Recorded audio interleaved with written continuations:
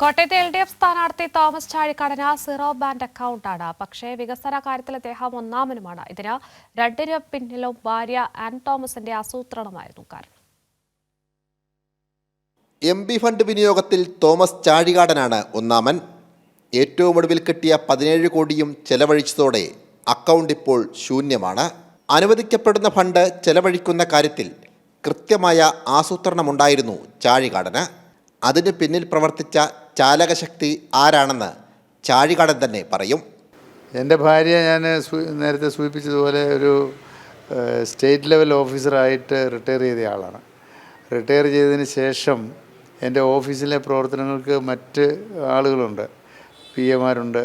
അവർ നടത്തുന്ന വിവിധങ്ങളായ കാര്യങ്ങൾ അതിൻ്റെ ഒരു മേൽനോട്ടം വഹിക്കാൻ പുള്ളിക്കാരിക്ക് കഴിയുന്നത് വളരെയേറെ സഹായകരമാണ്.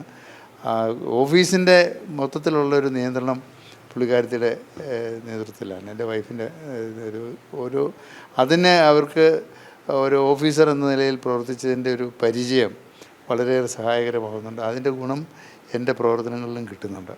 ചാഴികാടൻ്റെ ഭാര്യ ആൻ തോമസിനായിരുന്നു ആസൂത്രണത്തിൻ്റെ മേൽനോട്ട ചുമതല. നഗരാസൂത്രണ വിഭാഗം അഡീഷണൽ ചീഫ് ടൗൺ പ്ലാനർ കൂടിയായിരുന്നു ഇവർ.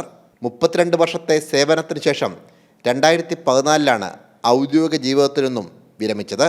ആ അനുഭവ സമ്പത്താണ് MP ഫണ്ട് വിനിയോഗം കൃത്യമായി നടപ്പാക്കുവാൻ ചാഴികാടന് കരുത്തായത്. പിന്നെ MP ലാഡ്സിന് കൃത്യമായ ഗൈഡ് ലൈൻസ് ഉണ്ട്. അതിനകത്ത് പറയുന്ന കൊടുക്കാൻ പറ്റാത്ത പ്രോജക്ട്സ് ഉണ്ട്, കൊടുക്കാൻ പറ്റുന്നുണ്ട്.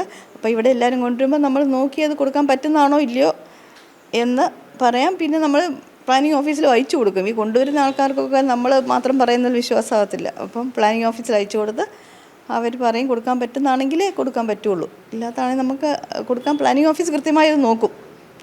പിന്നെ വിവിധ തരത്തിലെ പ്രോജക്ട്സാണ്. നമ്മൾ ഒരു തരത്തിലെ പ്രോജക്റ്റ് മാത്രമല്ല, ലൈബ്രറി കെട്ടിടങ്ങളുണ്ട്, അംഗൻവാടിയുണ്ട്, മെഡിക്കൽ കോളേജിൽ ഒരുപാട് ഉപകരണങ്ങൾ കൊടുത്തിട്ടുണ്ട്, പിന്നെ ഹൈമാസ് ലൈറ്റ്സ് ഉണ്ട്. അങ്ങനെയുള്ള ഒരുപാട് പ്രോജക്ട്സുകൾ ചെയ്തിട്ടുണ്ട്. 1982 തോമസ് ചാഴികാടൻ്റെയും ആൻ തോമസിൻ്റെയും വിവാഹം. 1991 തിരഞ്ഞെടുപ്പ് കാലത്ത് സഹോദരൻ ബാബു ചാഴികാടൻ ഇടിമിന്നലേറ്റ് മരിച്ചതിനെ തുടർന്നായിരുന്നു തോമസ് ചാഴികാടൻ മത്സരരംഗത്തേക്ക് കടന്നു വന്നത്. രാഷ്ട്രീയ ജീവിതത്തിലും കുടുംബജീവിതത്തിലും അജയ്യനായ ചാഴികാടൻ്റെ വിജയത്തിനു പിന്നിൽ ഒരു നിഴൽ പോലെ ആൻ തോമസുമുണ്ട്.